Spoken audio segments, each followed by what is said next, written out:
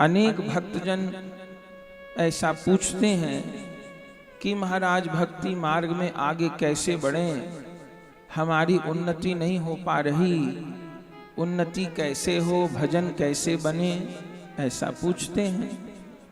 कुछ ऐसा भी कहते हैं कि उतना साधन करने के लिए हमारे पास समय नहीं है, उतना नाम नहीं हो पाता, उतना मंत्र जप नहीं हो पाता, तो कैसे हम अपने साधन को बढ़ाएं, आगे भजन मार्ग में कैसे बढ़ें। इसका उत्तर क्या है? हम आगे हैं कि पीछे हैं, इसका उत्तर क्या है?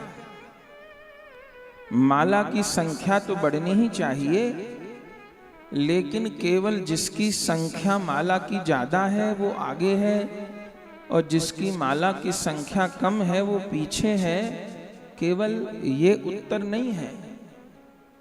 हमारा भजन आगे कैसे बढ़े, वो आगे बढ़ना क्या है? आगे बढ़ने का अर्थ है कि 24 घंटे में हमको कितनी देर राधा माधव की स्मृति रहती है। मुख्य बात यह है,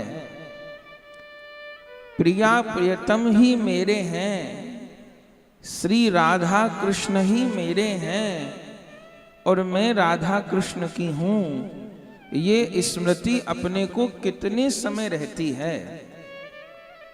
बस ये शुद्ध आकलन है हमारे भजन की स्थिति का। यदि ये स्मृति हमको नहीं रहती या बहुत कम रहती है तो हम उतने पीछे हैं, और ये स्मृति हमको सतत सहज बनी रहती है तो फिर हम आगे हैं। गोपिकाओं की इतनी प्रशंसा भागवत जी में लिखी है। शंकर जी कहते हैं कि इस त्रिलोकी में गोपिकाओं से बड़ा कोई भक्त ही नहीं है। शंकर जी उन गोपांगनाओं की चरण रज को अपने माथे से लगाना चाहते हैं। ब्रह्मा जी गोपिकाओं के चरणों में प्रणाम कर रहे हैं। उद्धव जी लता पता बनना चाहते हैं, लेकिन उन गोपिकाओं के जीवन में देखिए तो कोई माला लेके बैठी हुई नहीं दिखाई देती। इसका अर्थ ये नहीं कि माला नहीं करनी है, माला तो करनी ही है, लेकिन वो गोपांगनाएं कोई साधन करते दिखाई नहीं पड़ती कि वो कोई आह्निक कर रही हैं, कि कोई माला कर रही हैं, वो कोई अनुष्ठान कर रही हैं, वो कोई पुरस्चरण कर रही हैं। हाँ, पूर्व जन्मों में किए होंगे ऋषि मुनि जब थी, लेकिन लीला में तो ऐसा कुछ करते दिखाई नहीं देती वो।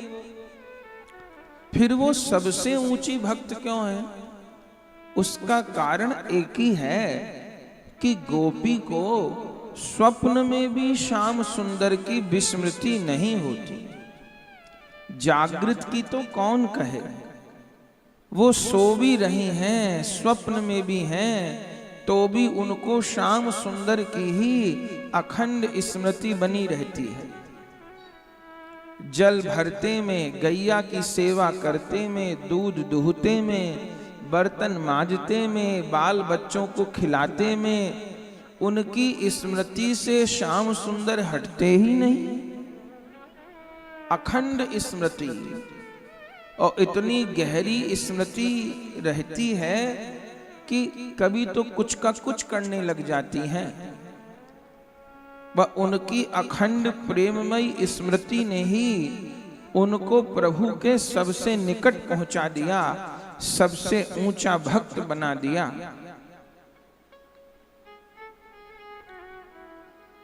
तो ये स्मृति ही, ये अखंड स्मरण ही अपने भक्ति मार्ग में आगे पीछे होने का